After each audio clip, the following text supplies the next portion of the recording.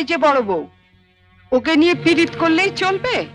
এদিকে টেবিলের উপর যে এটো বাসনগুলো পড়ে রয়েছে সেগুলো মাজা কষা করবে কে? হ্যাঁ, কটা ঝি চাকর আছে? যাচ্ছি মা।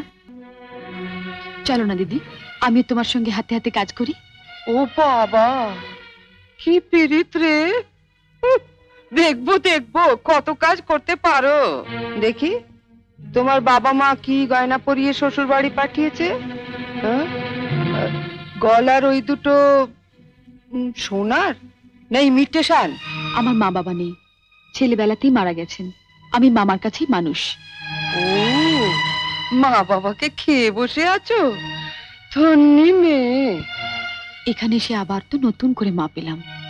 ও বাবা, কি কাব্য মারা কথা রে বাবা! শিখে নাও মেজো বউ, শিখে নাও। আমার বাবা ওসব ন্যাকামি আসে না। নাও, খোলো দেখি হাতটা। দেখি দেখি দেখি দেখি, ছোট বউয়ের মুখখানা দেখি। তোকে আবার কি খবর দিল? বাহ, রন্টুর বউ ভাতে যাবো বলে তৈরি হচ্ছি, হঠাৎ তনু গিয়ে বলল, তা মা, তোমার ছোট বউয়ের মুখখানা তো বেশ। এই দেখ তো, ওর গলার হারটা সোনার না ইমিটেশন? আমার তো মনে হয় ইমিটেশন। মা দেখেছেন আমার বিয়ের হারটা এখনো কেমন চকচক করছে? এটা তো মনে হচ্ছে না, কেমন যেন মেয়ের মেরে।